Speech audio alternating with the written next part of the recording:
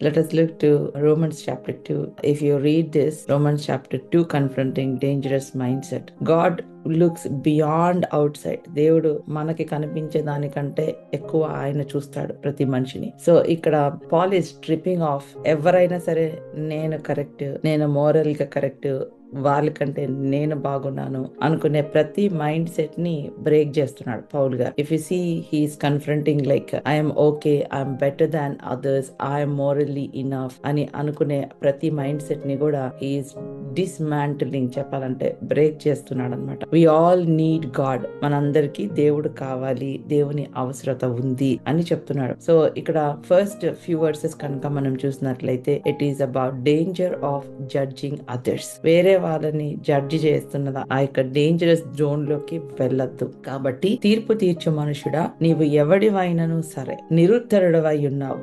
దేని విషయంలో ఎదుటి వారిని తీర్పు తీర్చుచున్నావో దాని విషయంలో నీవే నేరస్తుడవని తీర్పు తీర్చుకొనుచున్నావు. He was talking, therefore you have no excuse, O man, every one of you who judges, for in passing judgment on another you condemn yourself, because you the judge practice the very same things. Many times we point out fingers at others, we judge others, but we must understand actually we are judging ourselves, because we have the same qualities that we judge others. మనము వేరే వాళ్ళ పాపాలు clear గా చూడగలుగుతాం. వేరే వాళ్ళు తప్పులు చేస్తే చాలా క్లియర్ గా కనపడతాయి మనకి. వెంటనే జడ్జ్మెంట్ సీట్ లోకి వెళ్ళిపోయి వాళ్ళు ఇలా తప్పు చేశారు, అలా తప్పు చేశారు అని మనము జడ్జ్ చేస్తూ ఉంటాం. So he was talking to religious people అండి. రిలీజియస్ పీపుల్ కి మోరల్ గా మేము కరెక్ట్ గా ఉన్నాము అనుకునే వాళ్ళకి చెప్తున్నాడు ఏంటంటే, you can see others sins so clearly, but you are ignoring your own sins.